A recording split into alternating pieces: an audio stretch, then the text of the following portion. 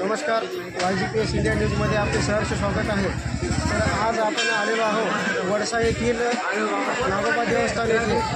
तर नागोबा देवस्थान हे एक असं देवस्थान आहे की पूर्वीपासून जे पुरातन काळातलं जे मंदिर आहे, त्या पुरातन काळातलं जे मंदिर आहे हे सर्व गावकऱ्यांच्या आणि येथील त्यांनी हे ठरवलेलं आहे, काय म्हणतो आपण जसं नेमणूक केलेली आहे त्या परीने त्या मंदिराची त्यांनी देखभाल वगैरे करतात आणि कमिटी स्थापन केलेली आहे।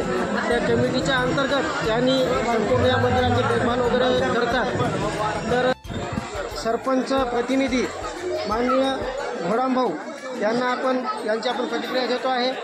तर आणि सोबतच तंटामुक्ती अध्यक्ष आणि संस्थांचे उपाध्यक्ष सचिव हे पण इथे हजर आले आणि तसेच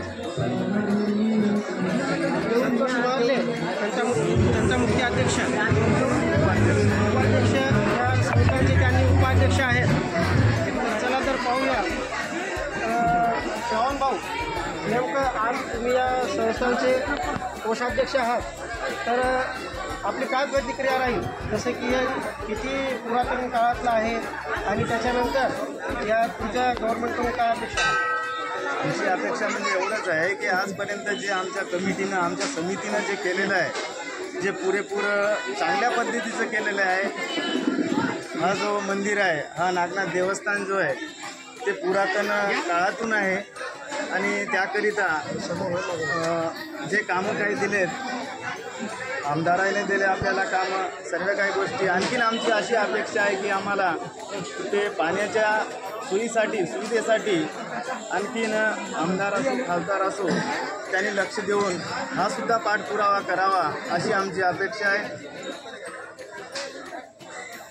तसेच बाकीचे जे काही काम आहे आम्हाला सुशोभीकरणाचं काम करायचं आहे, त्याकरिता आम्ही पाऊल उचलणारच आहोत आणि मंदिराचे जे सुशोभीकरण करायचं आहे त्यासुद्धा आम्हाला तत्परतेनं करायचं आहे। त्यासाठी आम्ही कमिटीचे सर्व काही आमचे अध्यक्ष उपाध्यक्ष सचिव सर्व कमिटी व गावातील काही जनतेचे सर्व म्हणजे एक प्रकारची मीटिंग करून आम्हाला या मंदिराचं पुनर्निर्माण जे करायचं आहे त्या पद्धतीनं करून, कारण बऱ्याच आजूबाजूचे जे काही खेडे आहेत हे जवळपासचे जितके काही खेडे आहेत आपल्या ज्या माहूर तालुक्यात सर्वश्रेष्ठ देवस्थान आणि या आमचं दैवत आहे नागनाथ देवस्थान, त्याकरिता सर्वांचं जे श्रद्धा जे आहे चांगल्या रीतीने म्हणजे श्रद्धा बाळगून एवढे श्रद्धाळू इथं येतात, दर्शन करतात।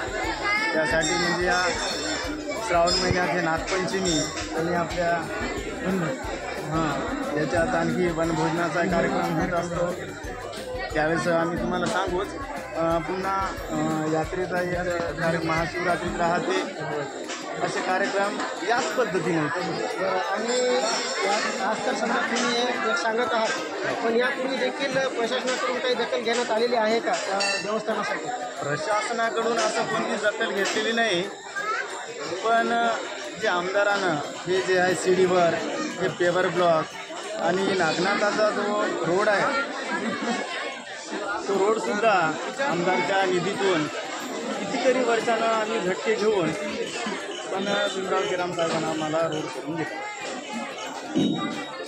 काकाजी, तुमचं काय म्हणणं आहे? हे जे मंदिर आहे आता तुम्ही प्रौढ व्यक्ती दिसतात, तर या मंदिराचं महत्त्व काय आहे आणि इथं किती दूर भाविक येतात दर्शनासाठी? विदर्भातून पण येतात, माहूर किनवट इकडं विदर्भातून बरेच सारे लोक येतात। खूप म्हणजे इथं जवळपास 25,000 लोक येतात। आणि आता आमची शासनाकडून अशी अपेक्षा आहे की बा इथं आम्हाला एक लग्न मंडपासाठी काहीतरी सभा मंडपासाठी असं काहीतरी भेटावं असं इच्छा आहे। ठीक आहे।